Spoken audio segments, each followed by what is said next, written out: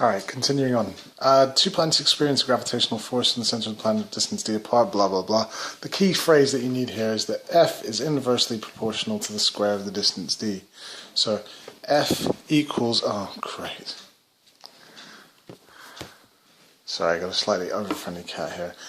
F equals K, and then because it's inversely, it's going to be over, and the square of the distance d means d squared. So that's your formula in terms of F and D, and then it gives you a value of F and D, and you need to work out what K is. So you substitute those in. 80 equals K over 5 squared, which is 25, so K equals 80 times 5 squared, and 80 times 25 is 2000. So once you know what K is, you can write F equals 2000 over D squared, and now you've got a formula that you can use for the rest of the question. So when D equals 4, F equals 2000 over 4 squared, and 2000 over 16, you can work out what that is. And then for the same thing here, 320 equals 2000 over D squared. The important thing here is that you need to multiply D squared across, so you get 320 D squared equals 2000, so D squared equals 2000 over 320. And then D will be the square root of whatever that is. I'm assuming that D has to be positive here because it's a distance, but it may be the case if it's something else where it could be negative that you would take the positive and the negative square root, but here it's just going to be the positive square root. Over the page we go, circle theorem. So you've got some tangents, so you're going to be looking for alternate segment theory and also two tangents at a point and tangent radius equals 90 degrees. Those are the three tangent rules. The three tangent rules, if you have tangents, are the alternate segment theorem, tangents at a point are the same length, and therefore you get isosceles triangles, and also tangent radius is 90 degrees. Now those may not be the three rules that you're going to use in this case, there may be others, but when you see a tangent, those are the three rules that apply. So we start with x cap, leave it alone. You've got x, well this is an angle at the centre, is double the angle at the circumference, so x is 130. And that rule is just what it says it is. I think cat, sorry.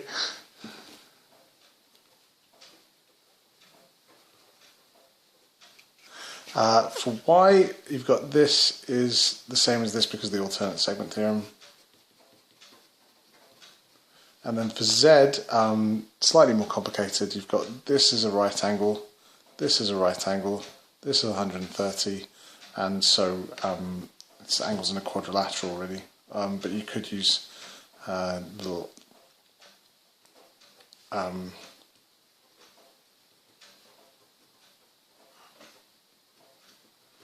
you've also used tangent beats radius at 90 degrees to do that.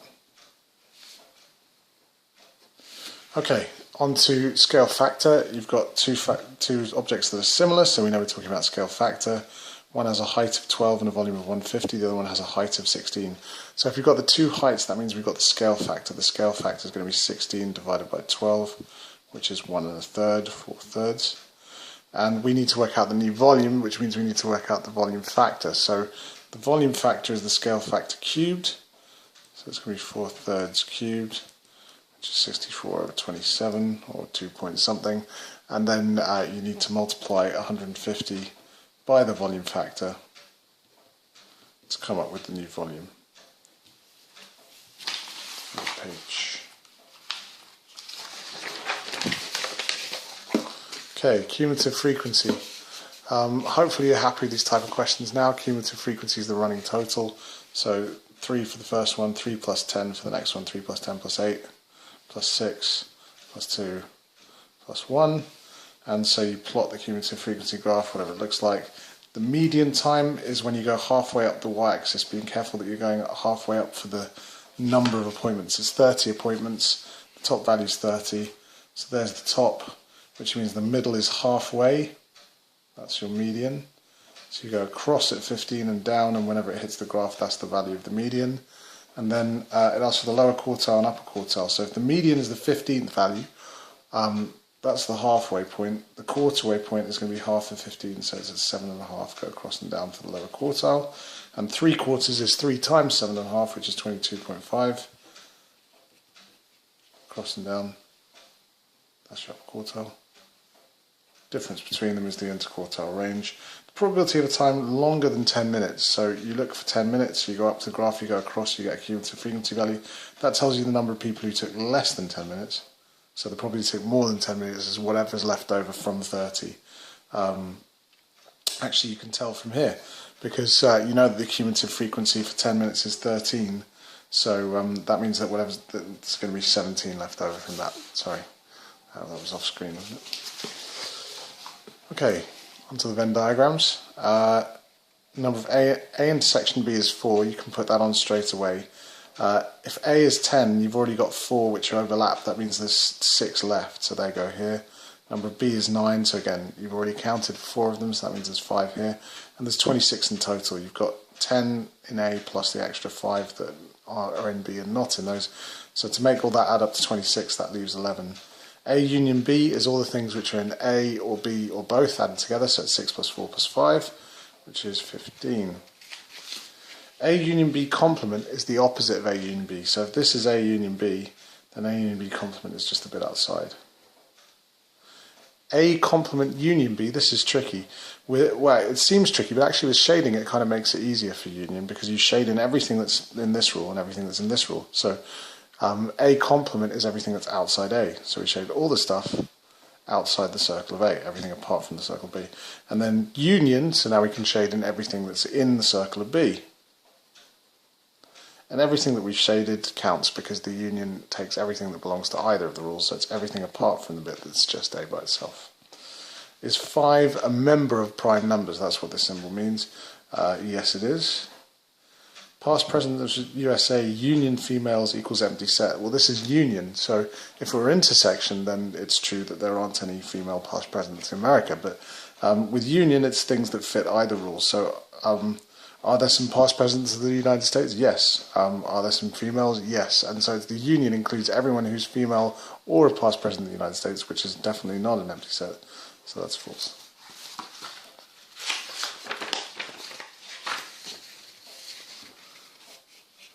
Okay, 0.62, that's quite straightforward. 62 over 100 cancels down to 31 over 50. 0.62 dot dot, call it x, 626262. If you multiply it by 100, you get another number that ends in 62.626262. If you subtract them, you get 100x take away x, which gives you 99x equals 62 take away 0.62, so 99x is 62, which means x is 62 over 99. I don't think that cancels. 0.62222 is the next one. Different ways of doing this. You can multiply by 10 and then subtract them. I find it easier to have the recurring bit. So to multiply it by 10 once and you get 6.222222. Multiply it by 100 and you get 62.222222. And if you subtract those to 100x minus 10x, you get 90x equals 62 minus 6, which is 56. So x is 56 over 90, which cancels down to 28 over 45. Find the gradient of this line. Normally it's the number next to x, unless, of course, it's not rearranged to make y the subject. So just be careful with that. 3x minus y equals 5. We bring the y over, we get y equals 3x minus 5. So as it happens, the gradient is 3. I should have made that question harder, really. The midpoint between 2 points, if you've got 1 point at 4 minus 2, there's 4 minus 2, and 1 point at 5, 5. It's the point that's halfway between them. It's going to have the average of the x coordinates, so halfway between 4 and 5 is 4.5, and the average of the y coordinates, halfway between minus 2 and 5, is 5 plus minus 2, which is 3 divided by 2, so 1.5. The equation of the straight line, which has a gradient of 3, so that's m is 3, and passes through the point 0, 5, that's c is 5. If it wasn't 0, 5, if it was like 1, 5 or 2, 5, it would be a lot more complicated, but here we've been given y, m and c, so it's just y equals 3x plus 5. For the functions, f of 3 means you plug 3 into this, so it's 2 lots of 3. Oh, cats! Oh, God. Sorry. Where were we? 2 lots of 3 minus 1 which is 5/6. If it's g of x equals minus 8, then you're finding the values of g of x that are equal to minus 8. So it's x cubed equals minus 8 and solving. So x is just minus 2. It's the cube root of minus 8. For g of minus x, you're replacing x with minus x. So instead of doing x cubed, you're doing minus x. And you need to have it in brackets cubed. But if you do minus x times minus x times minus x, you do get minus x cubed. You might wonder why I bothered writing it in brackets. It's because if it was x squared, let's say if g of x was equal to x squared, then g of minus x would be equal to minus x in brackets squared, which is actually plus x squared, because minus x times minus x is plus x squared. So the answer is minus x cubed.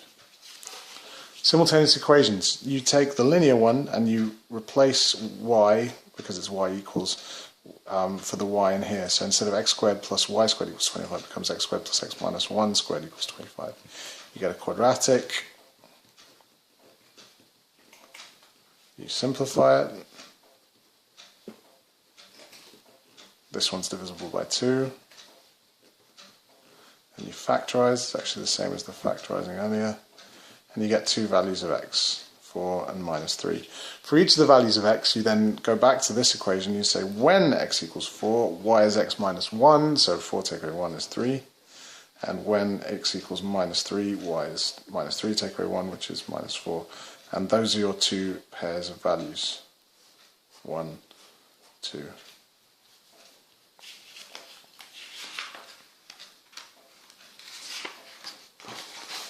Into some hard questions now.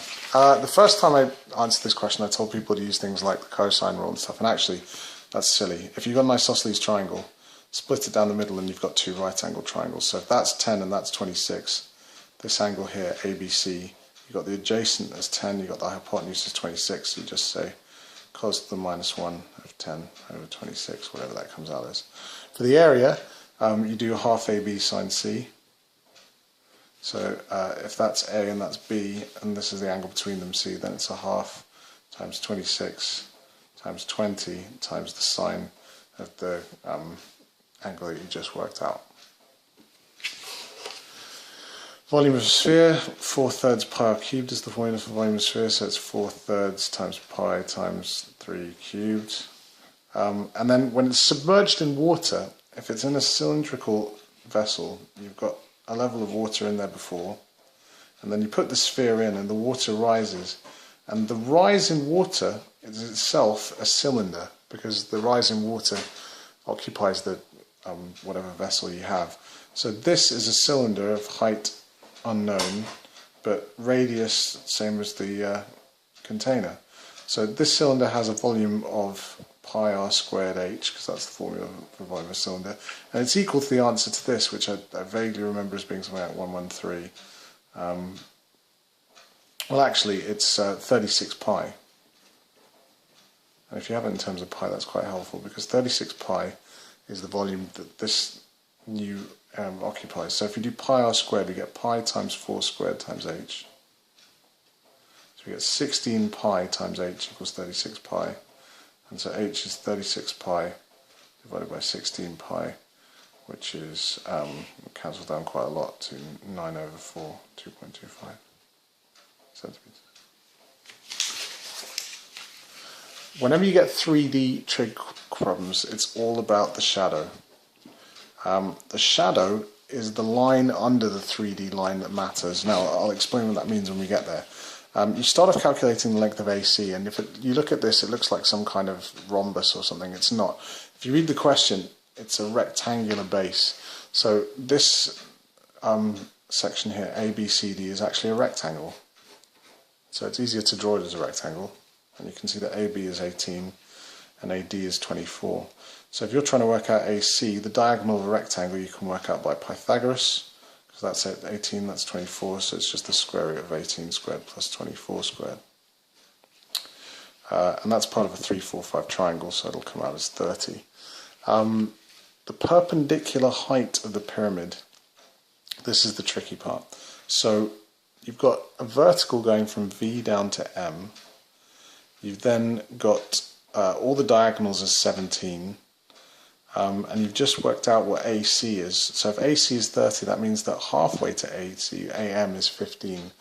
Now why is that important? Because basically this bit here, the 15 from A to M, is the shadow. When you get into the 3D part of it, you've got the line going through, you basically find a right angled triangle which contains a vertical line, that's V to M, which is the height, the thing you're trying to work out. The shadow, which is the line under the diagonal going from A to V, so that's AM, and then the diagonal line in 3D space. Now you know this is 17, so A to V is 17, you know A to M is 15, and you're trying to work out H. And once you've found that triangle, then it's pretty obvious that H is just the square root of 17 squared minus 15 squared, which comes out as 8. The volume of the pyramid, this is not in the syllabus anymore, so you don't need to worry about it. It's a third of the base area times the height. So it's a third of 24 times 18 times 8. Whatever that comes out as. Sorry, I would work it out, but we're running out of time. Finally, vectors. So if one vector moves 1 to the left and 2 up, then if you do it 3 times, you move 3 to the left and 6 up. You just triple the top, triple the bottom. If you're combining vectors here, P is 2, 1, Q is minus 1, 3. If you do P minus Q, the top is going to be 2 minus minus 1. So P minus Q has 3 on the top, and 1 minus 3, which would be minus 2. So that's P minus Q. And then 2R is double 0.4, which is 0.8. So you add the two together, you've got 3 plus 0 on the top, and minus 2 plus 8 on the bottom. So it's all about dealing with the top and the bottom rows separately, but that's the final answer. And then to get from A to B, you need to go along routes that you know. So you go via O. That's going to be minus x, that's going to be 2y, so it's minus x plus 2y. You want to turn 90 degrees about 1 minus 1. Well, first of all, you need to find 1 minus 1. It's here. If you're going anti-clockwise, then the shape is going to turn through a right angle going that way, anti-clockwise. This point will end up here, and that vertical line will end up horizontal. So that is the final shape. If that's not what you've got, you can always use tracing paper, of course, which is probably the easiest way to do it. But yeah, any problems with those questions, do ask me, and hopefully that makes a little bit more sense now.